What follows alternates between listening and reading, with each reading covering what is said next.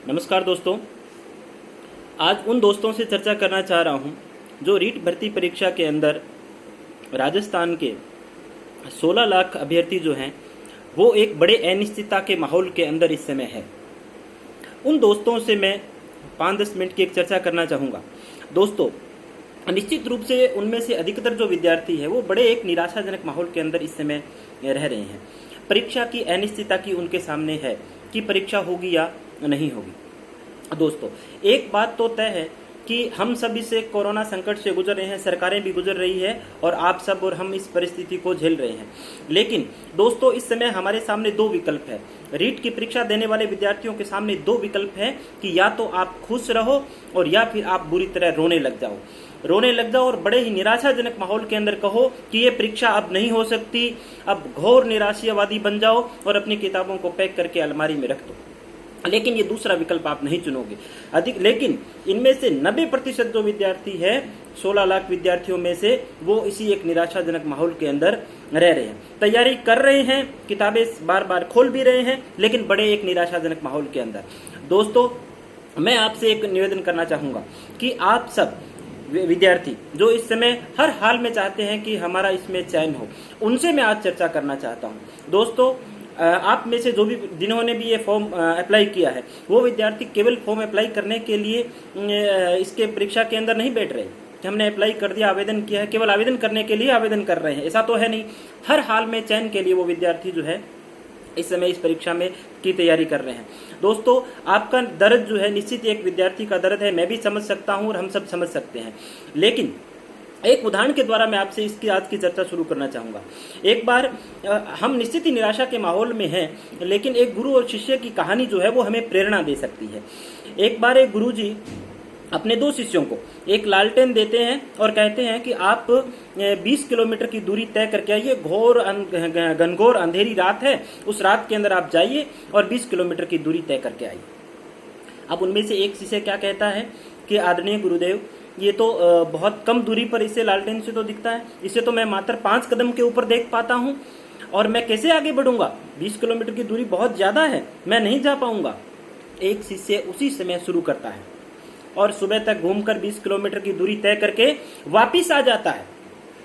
गुरुजी पूछते हैं कि आपने ये दूरी कैसे तय की। दूसरा शिष्य तो जा ही नहीं पाया क्योंकि वो कह रहा था कि 5 कदम दिखता है, इससे तो ज्यादा दिखता नहीं है। अब उस शिष्य ने जो बात कही वो सब के सब रीट के अभ्यर्थियों के लिए प्रेरणादायी शब्द थे।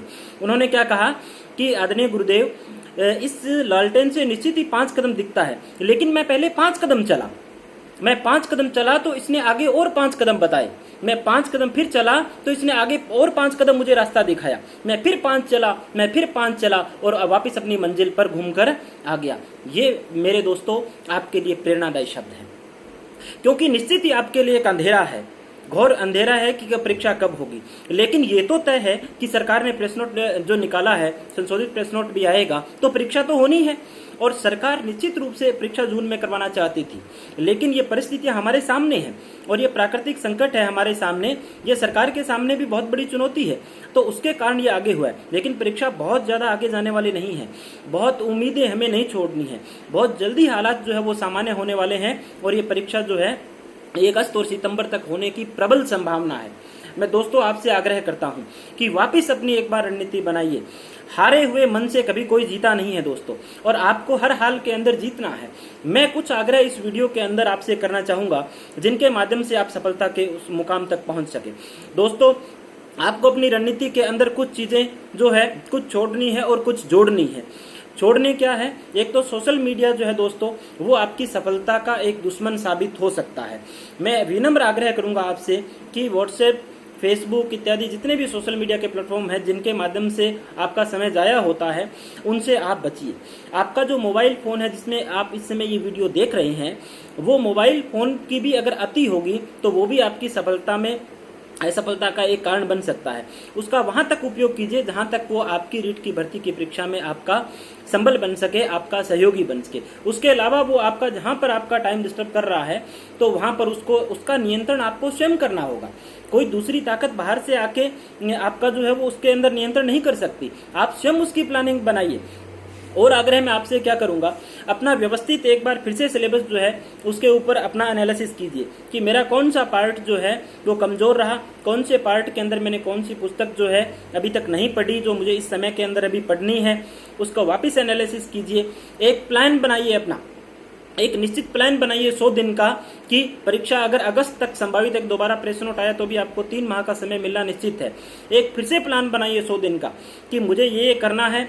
शॉर्ट नोट्स बनाइए, पूरे पाठ्यक्रम को देखिए, हर पाठ्यक्रम का हर जो बिंदु है, चाहे किसी भी लेवल का है, लेवल 2 का विद्यार्थी है या लेवल 1 का विद्यार्थी है, पूरे पाठ्यक्रम को देखिए। मैथ का, साइंस का, हिंदी का, एसएसटी का, पंजाबी का, संस्कृत का, उर्दू का, किसी का भी विद्यार्थी है वो अपने पाठ्यक्रम को निकालिए, पाठ्यक्रम के हर पार्ट को शॉर्ट आउट कीजिए। अब तक आपने जो पुस्तकें पढ़ रखी है उसके 200 पेज किसी पुस्तक के आपने पढ़े तो उस पुस्तक को 200 पेज को आप 30 पेज में, 40 पेज में लिखना प्रारंभ कीजिए, शॉर्ट आउट कीजिए, ताकि परीक्षा जब भी होगी तब आपको वो 30 या 40 पेज ही पढ़ने पड़े। दोस्तों, ये परीक्षा सिर्फ आगे हुई है, कैंसिल नहीं हुई है, और आपका जज्बा जो है उसको कमजोर करने की आवश्यकता नहीं है। हारे हुए मन से मुझे नहीं लगा कि कभी कोई जीता है। बहुत से लोग हैं जो निराश हो जाते हैं, बारिश का मौसम बन गया, बारिश आ गई तो भी अचानक निराश हो गए, बोले यार मर गए, बिल्कुल ये तो बारिश आ गई, भीग गया यार, भीग गया, मर गया। तो भाई बारिश से आप निराश क्यों हो रहे हो? आप मर गया क्यों कह रहे हो? आप ये कहो ना कि भाई छाता ले लो, छाता लीजिए और बारिश से बचने का रास्ता निकालिए। परीक्षा आगे हुई है, कैंसिल नहीं हुई है, परीक्षा आगे हुई है तो उसमें उसके लिए और बेहतर तैयारी को कैसे किया जा सकता है उसकी रणनीति पर काम कीजिए। एक और दोस्तों मैं आपसे निवेदन करूंगा, आप तय है कि आपका सिलेक्शन दुनिया की कोई ताकत नहीं रोक सकती जब तक आप स्वयं उसके अंदर बाधा ना बनो। अपनी डायरी के अंदर बिल्कुल सामने पहले पृष्ठ पर लिख दीजिए अपनी रैंक, कि मुझे ये रैंक हर हाल में अचीव करनी है, और उस रैंक के लिए बराबर मेहनत लिख दीजिए कि मुझे प्रतिदिन इतने घंटे पढ़ना है।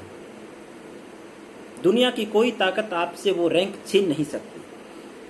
आपका चयन कोई नहीं रोक सकता आपके स्वयं के अलावा, आपको कोई मोटिवेट भी नहीं कर सकता, आपको कोई कोचिंग भी आपका सिलेक्शन नहीं करवा सकता। दुनिया की कोई बाहरी ताकत आपका चयन नहीं तो करवा सकती है, ना रोक सकती है।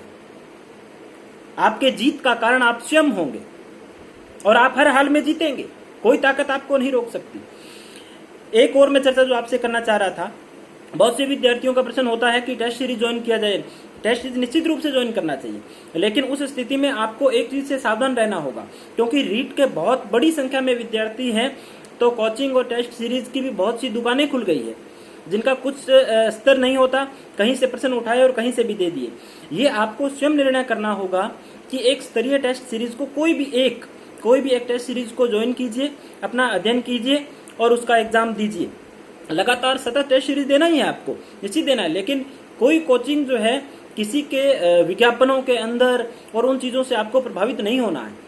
आपके पास दर्द और बहुत से है, लेकिन ये कोचिंग जो इंस्टीट्यूट है, मैं नहीं कहता कि ये सब बुरे हैं, बहुत अच्छा अपने अपने स्तर पर प्रयास करते हैं, लेकिन उनके नाम पर बहुत सी दुकानें भी खुली हुई है जिनसे आपको सचेत रहने की आवश्यकता है। अपना एक पाठ्यक्रम जो वो तय कीजिए, स्वयं पढ़िए, बार बार पढ़िए, ज्यादा किताबों की बजाय कम किताबें पढ़िए, लेकिन उनको ज्यादा बार पढ़िए।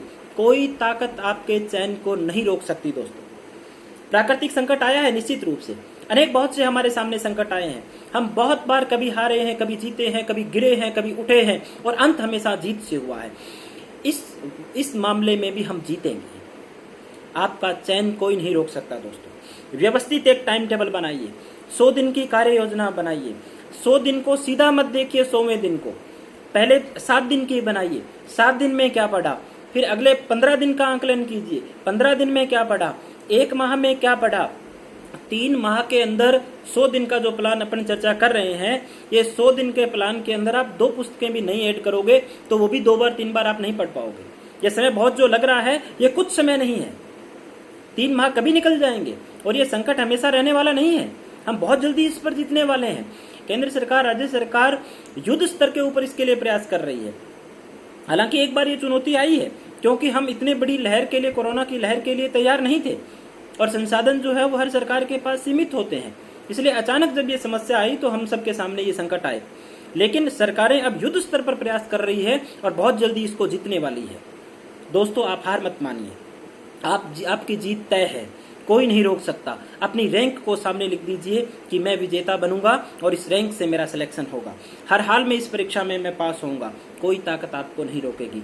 आप विजेता हैं और विजेता ही रहेंगे। एक बार फिर से दोस्तों आप सबको बहुत बहुत शुभकामनाएं। फिर इस मेरे YouTube चैनल पर अपन लगातार मिलते रहेंगे।